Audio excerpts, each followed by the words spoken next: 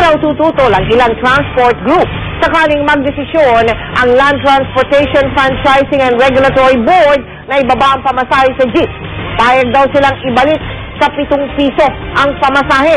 Nakatutok si Connie Cesar. Magandang balita para sa mga sumasakay sa jeep. Kapag nagkataon, ang pamasahe ngayong 7 pesos and 50 centavos, maaaring bumaba pa ng 7 pesos. Ang Alliance of Concerned Transport Organization o ACTO kasi, payag na sakaling aprubahan ng LTFRB ang petisyon para sa rollback ng pamasahe. Total naman daw, sunod-sunod ang pagbaba ng presyo ng diesel nitong mga nakaraang linggo. Binigay lang namin ay 50 centavos. Yung tamang-tamang proseso lang kasi ang driver kasi pag hindi umawak ng manibela walang kakainin eh. Ganun yung aming katangian. Pero ang nakikita pa rin namin ay ang iniisip pa rin namin yung mga commuter. Masaya naman daw ang National Council for Commuter Protection sa balitang ito.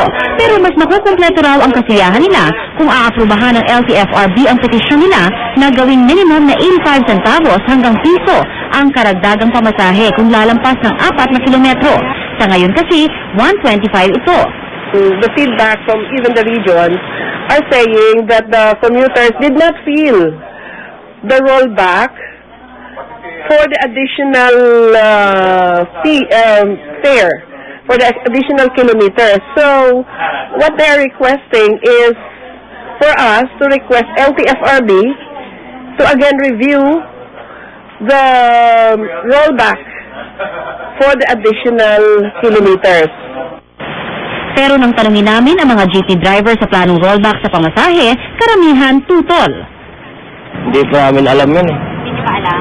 Pero kung sakasakali na ipatupad yun, okay naman sa inyo yun? Hindi dapat hindi pa pwede yun kasi kabababa na ng diesel eh. Dapat sa mga susunod taon pa. Magkakahalo naman ang reaksyon ng mga commuter sa inaasahang fare rollback. Kulang pa? Kulang pa yun. Laki ng itinasyon nung nakaraan eh. Dapat ibaba pa. Bakit po okay na sa inyo? At least nabawasan ng konti. Sa ngayon, nasa kamay na ng LTFRB kung aaprubahan ang rollback at kung kailan ito ay patutupad. Connie Cesar, nakatutok 24 oras.